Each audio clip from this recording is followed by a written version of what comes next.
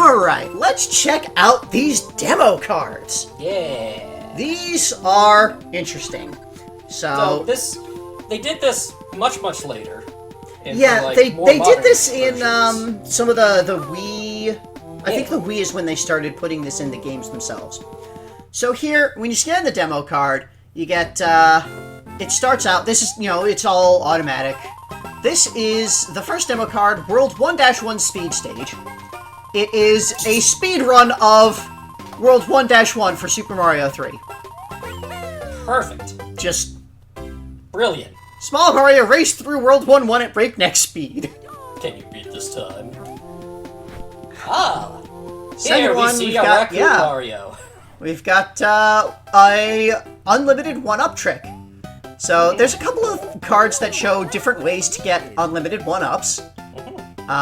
This one is classic. Kind of awkward and weird, but I mean it works. So yeah, you use the infinite Goomba pipe in 1-2 here. Get a whole bunch of them together.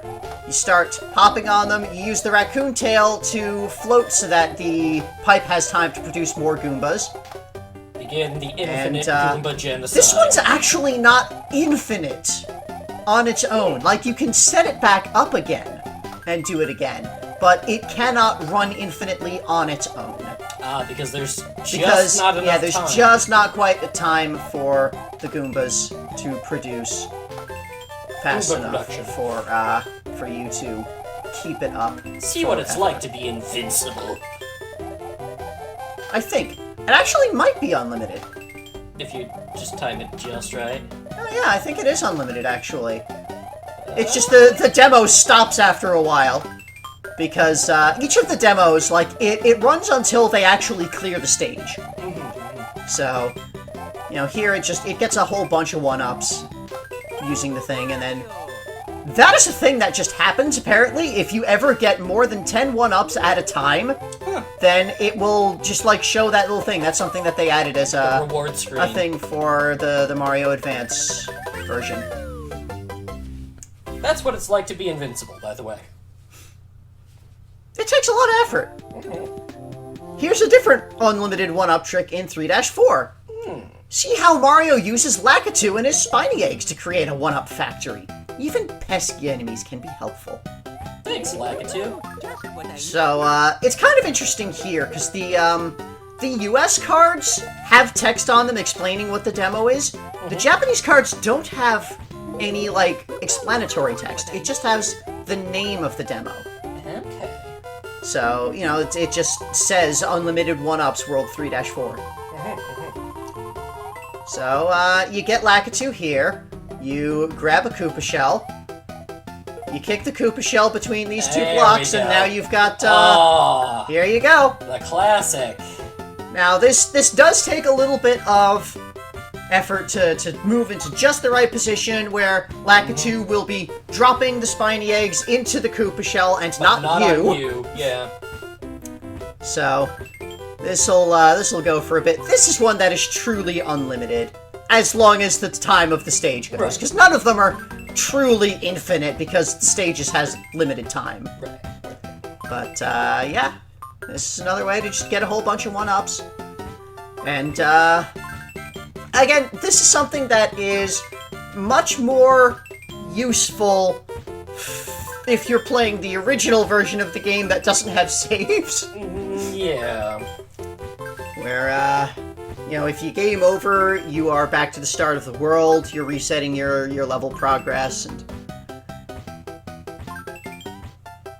here, if you game over, it does still do that, but like, it's, I don't know, it feels less painful, less punishing. I don't know. Anyway, World 4-6 Unlimited 1-Ups. Okay. This is, the big small world? Yep. This is the big small thing where you've got the two different versions of the worlds that are large and small. And here, I forget what this was. I watched the demos like once when I was editing everything. When I recording and everything, but yeah, I don't quite remember what they all were. So, you get the first giant Koopa, you knock it down, and then wait for it to wake up. Here we go. And then you're bouncing on the Koopas. Mm-hmm. And you've got the Gives you 3 of enough them out, time. and it's just enough time if you have the feather, the raccoon tail, to hover in the air just long enough for them to wake up when there's 3 of them. So yeah, you bounce across these for as long as you want 1-ups for. Yeah. It's probably the trickier of the 3 we've seen so far. Yeah, the timing is a little tighter than the Goomba pipe one, I think. And also, it does require you to get the first Koopa down on that ledge as well without anything dying or, you know, flying off anywhere. And the Lakitu one was simply automatic. So. Yeah. So. Bravo, Mario! Bravo, Mario!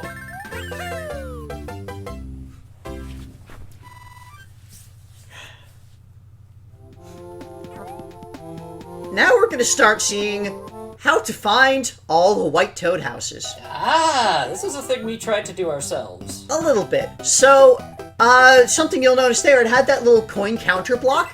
That is Right. something that starts appearing in the stages after you've beaten the game. Right, in the new game plus. Yeah, so once you've cleared all of the levels and you can go back through and play any level, then any of the levels that can have the white toad house spawn will have one of those coin counters at the start. And then it shows you the counter for how many coins you need to unlock the mushroom house.